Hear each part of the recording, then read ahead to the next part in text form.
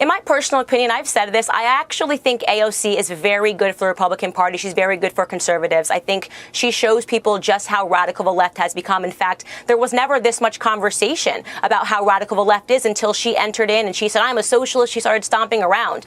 And so people may not like her platform, but I think it is for the Hello, better. everyone, and welcome to the Red State Journal. Today, let's dive into the clash between Candace Owens and Alexandria Ocasio Cortez over the menstruating person statement. Candace Owens recently went off on Congresswoman Ocasio Cortez for referring to women as menstruating persons rather than simply women. Owens argues that this language undermines the identity of women by removing the word woman from discussions on abortion and gender issues.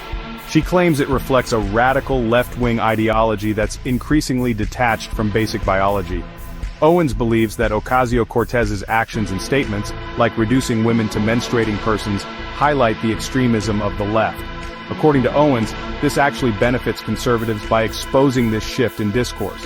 Owens also comments on the radicalization of the left, praising AOC for showing just how far left-wing politics have moved. Isn't it so sad that we have to talk about basic biology, especially when we're dealing with somebody who's a 32-year-old congresswoman? I'm sorry, did I say congresswoman? I meant Congress menstruating person, because apparently we're no longer allowed to say women.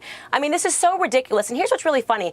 She immediately cripples her own argument here, right? Her argument is that the evil GOP, they're taking away actions that women were allowed to take via abortion, but she's immediately saying something worse. Forget the actions women can take. Are women even allowed to exist anymore? This is what her side represents. It is so radical to not even be able to formulate the word woman because you feel too scared, because you need to accommodate all of these various genders, and trans people are also women, and this is also women. No, women are women. If you cannot enter a debate about abortion and even identify what it means to be a woman, you have no place in that debate.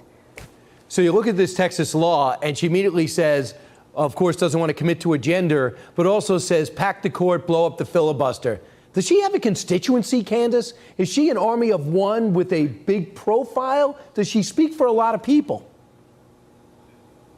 In my personal opinion, I've said this, I actually think AOC is very good for the Republican Party. She's very good for conservatives. I think she shows people just how radical the left has become. In fact, there was never this much conversation about how radical the left is until she entered in and she said, I'm a socialist. She started stomping around. And so people may not like her platform, but I think it is for the better. You know, when she does something like she did today and she says, oh, the patriarchy and patriarchal ideas and all of this stuff that they're saying, and they're reducing us to a uterus, while at the same time not recognizing that she's reducing women to the idea that we're just menstruating persons, which is way worse. I'd rather be a uterus than be referred to as a menstruating person. You know, it's good for our side. People need to see this. People need to see just how radical the left has become. So, Candace, we're just getting this in now. Larry Elder is the leader. If they're going to recall Gavin Newsom, he'll be the next governor. He's leading the Republican side. And evidently, he just had a major confrontation in Los Angeles. We're just getting this tape in. Let's just watch it together. We'll deal with y'all later. You take your hands off me, touch me again. Don't touch her, don't touch her, my Touch me again, I don't know if you have a monitor there, but there's a bunch of white people and a woman in a monkey mask taking a swing at his security and throwing eggs at Larry Elder. Classy. Yep. Yeah, I've seen this, and it's absolutely infuriating. I know Larry Elder. He's a friend. He's a mentor. He's on the board of the Blexit Foundation, which is my foundation. And let me tell you something right now.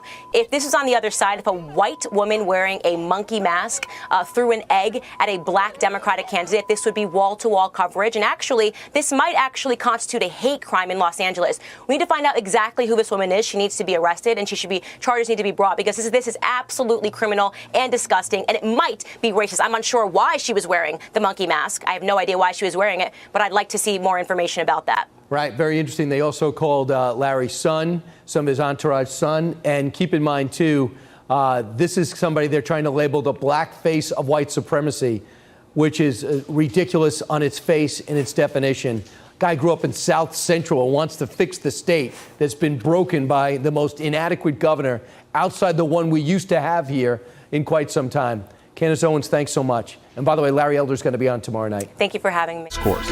Owens also comments on the radicalization of the left, praising AOC for showing just how far left-wing politics have moved.